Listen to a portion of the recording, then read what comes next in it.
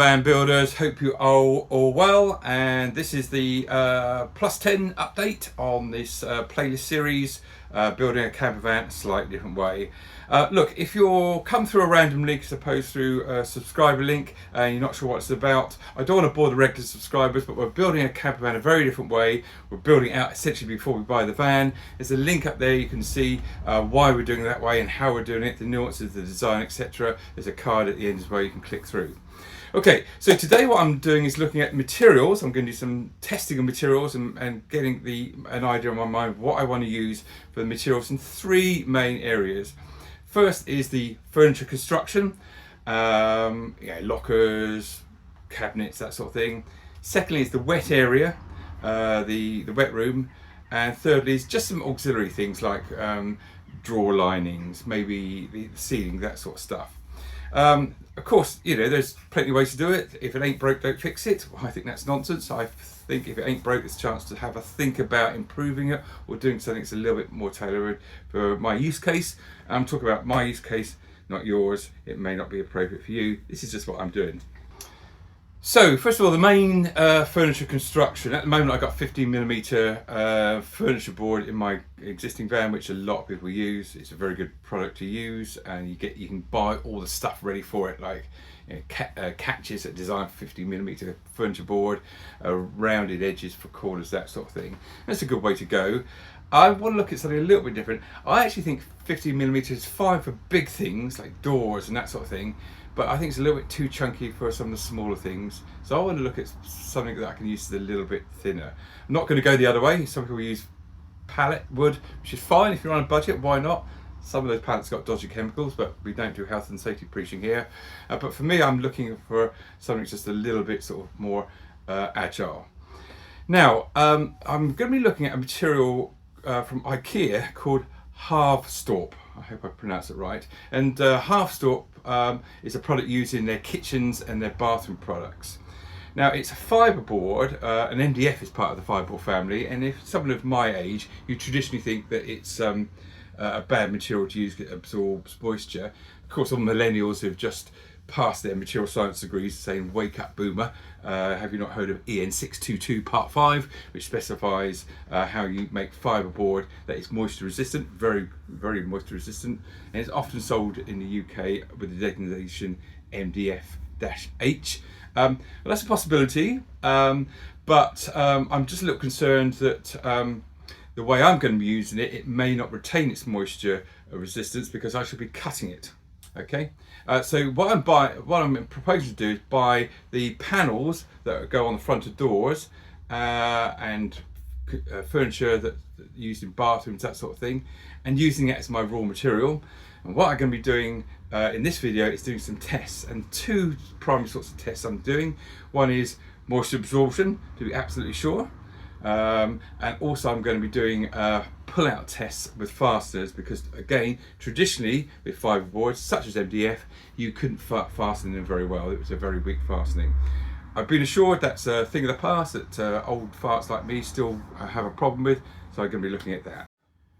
I'm also going to be looking at a material that was going in a wet room, and my initial thoughts around that is a honeycomb shower screen material, and I think I can use that for other things as well.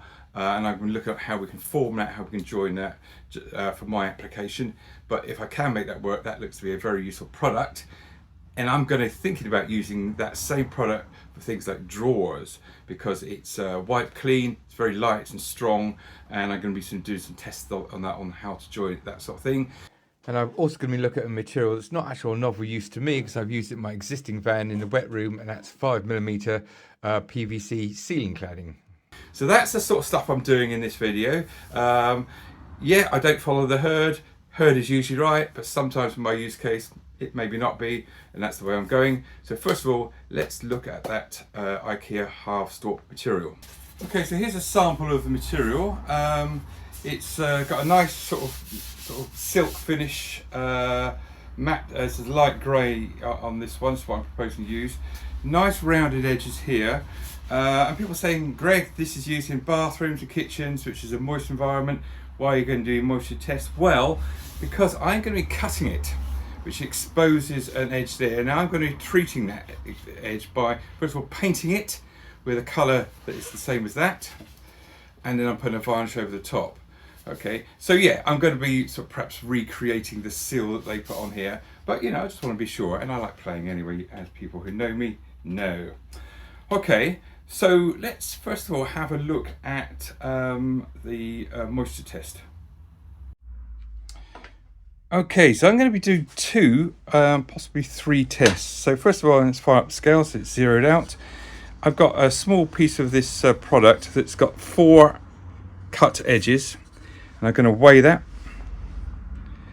and that comes out at 0.108 kilograms. And what I'm going to do is I'm going to put that in water and sink it, hold it underwater for 24 hours and re-weigh it, just wipe off the surplus water and see what we get in terms of weight uptake. Okay, I'm breaking my own rules now with a handheld camera, but you can see I've got the bit of half stop in a bucket of water, weighted down. I'm going to leave that for 24 hours and let it dry off, wipe it off with the excess moisture, and then see if there's been any permanent moisture uptake. Now, of course, there is that argument you hear sometimes on the social medias that people saying you don't have to worry about MDF, even the old style MDF, with moisture uptake, because if you get to a situation where it's taking up moisture, then you've got other issues, and you'll see mold, and you should have more ventilation, that sort of thing. Yeah, fair enough, I can buy into that, but I just want to be absolutely sure. So I'm going to do this test, and then I'm going to be doing a second test where I'm going to seal the edges to see how much improvement that makes. Now, it may be that the glue compounds they use in the fibres are such that we'll get a good result without finishing the edges. Okay, so in dealing with cut edges, then what I've done is I've got this stuff. I've never used this before. It's Valspar, and basically you take your sample material to B&Q and they analyse it and they make up a colour accordingly. And this is what I'm using on the edges. It's £4.25 for this tub, which will do all the edges. Good deal, and I was quite impressed. Here's a piece of hardboard I've painted up with that Valspar, and let me just, that looks very close to me. Now I'll lay it on a piece of the original IKEA half stop, and let's see how good it is. See, to me that looks pretty damn good. My eyes are quite crap, but that's what I'm going to use to treat the edges where I cut, which is basically going to be like the inside of doors and that sort of thing. So you're not going to see it most of the time, but do that, plus a coat of clear exterior grade varnish, and I'm hoping that's going to restore the moisture barrier properties of the half stop material, because that's got to be contributing to its moisture resistance. They guarantee this stuff for 25 years, and yes, I'm sure they're using the moisture resistant grade fiberboard, but I'm absolutely no doubt that the coating helps. Right, I'm going to do a couple of pull-out tests with fasteners. The old fiberboard, the original MDF from years back, 1897, when I first formed my opinion on how rubbish MDF was, you couldn't get fasteners to grip very well because the nature of the bonding in the fibres was pretty crap. But the millennials have again said that's no longer the case, so let's give it a go. So what I'm going to do, I'm just going to put a pilot hole in there. Then I'm going to go in with a M8 flange screw.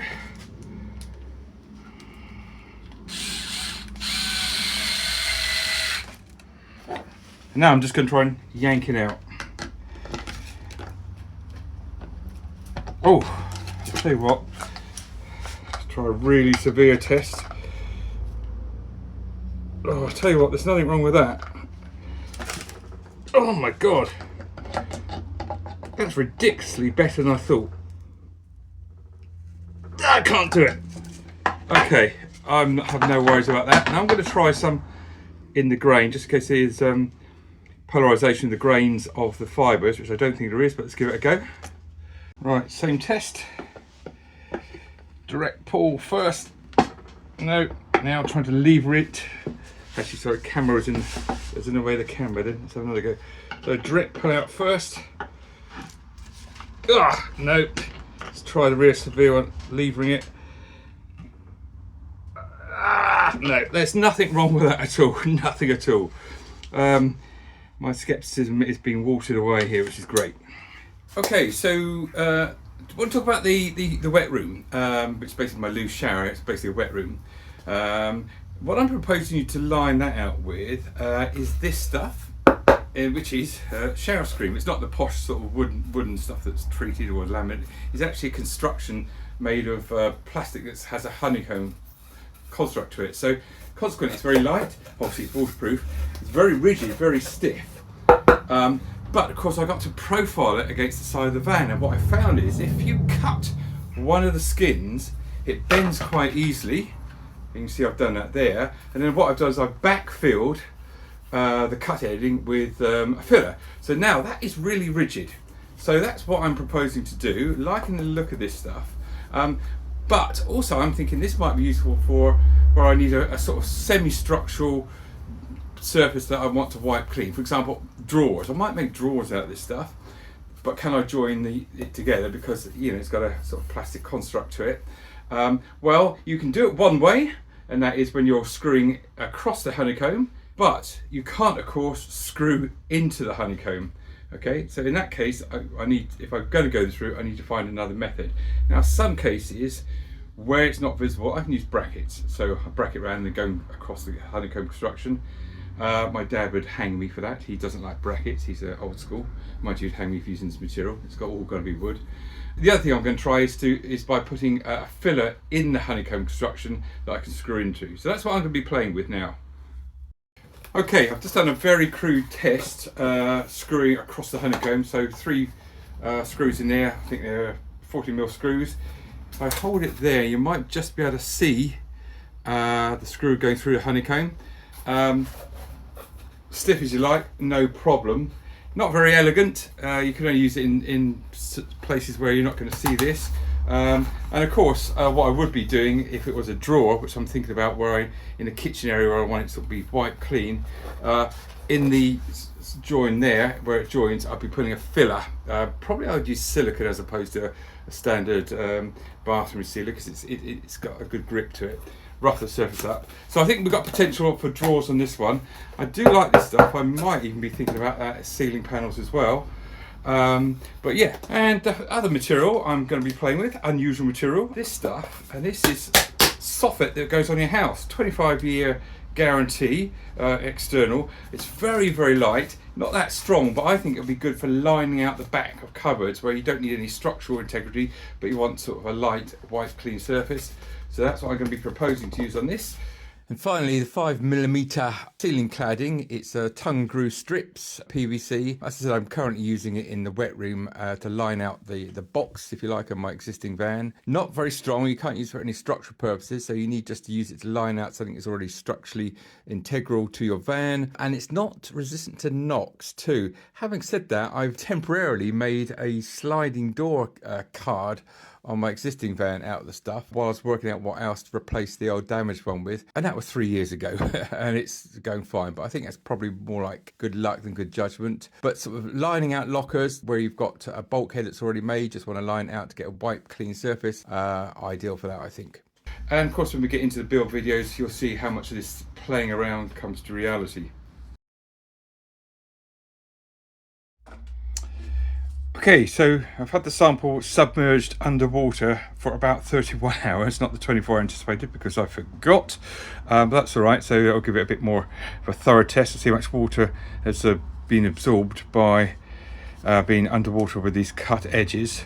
And intently, I've given it a dry off, just let it stand for half an hour just to sort of naturally dry off. So part one is we're going to do a test now on see how much water's taken out. And then I'm going to leave it 24 hours in the dry to see if any of that water that's been taken in has released. And it'll be interesting to see how this compares with regular MDF. Actually, I don't have any numbers for that. Turn on scales, Greg. So we had 0.108 of a kilogram, and now we've got 0.109. Crikey, that's hardly anything. Let me do the sum. Okay, that has increased in weight by 0.9%, which is probably within the error of the scale. So crikey, so I'm going to leave this now for 24 hours. I probably won't bother doing that second test, which when I was going to paint these and then seal them with varnish. So clearly the EN622 that all the millennials material scientists would beat me up about has some validity. Okay, so I think that's been finished materials testing for a bit, novel materials or novel uses of existing materials. Thanks for watching. Hope it might have been of interest for any of you guys who are thinking about your own build. I'm obviously focusing on my use case, and you know, there's plenty of people out there saying, Greg, why aren't you just following the herd and using furniture board or whatever? It's because that's the way I am. I just like to mess around with stuff. I don't like that old adage, if it ain't broke, don't fix it. I feel that's one of the reasons British manufacturing has gone down the tubes, because while we were saying that, the Japanese were saying, if it ain't broke, it's time to make it better and to improve it. And for my use case, I just want to try something different from furniture board, and I've got those other things as well. I guess it's a bit of, should we say, arrogant curiosity. You know, I used to be a materials tester when I was a young engineer. This was materials that had been tested by other bodies, but we needed to validate it for our own use case. So I guess there's a bit of cultural thing there. And yeah, you know, if Einstein came in the room and said, "Hey, Greg, E equals mc squared," I'd be saying, let me have a think about that. Although if I'm absolutely honest, I'll be way out of my depth on that one. And of course, actually, he wouldn't come in the room and say that for two reasons. First reason, he wouldn't say E equals mc squared, because he never did say that. I've only just recently found that out from the Delight from Miss Fry. What he actually said was m equals c over c squared, which is the same equation just wrapped around a bit, and what physicists we use, but it's kind of morphed over the years, because I guess that one doesn't look as cool on a t-shirt as E equals mc squared. And the other reason he wouldn't walk in the room and say, "Hey Greg, E equals mc squared," is because he's dead. Okay, anyway, thanks for watching. Please do the old like and subscribe nonsense. There is a 2-minute update I'm doing alongside these plus 10 videos. If you want just a quick hit on how I'm doing, you can always click through for more details. But until then, I'll see you in the next one.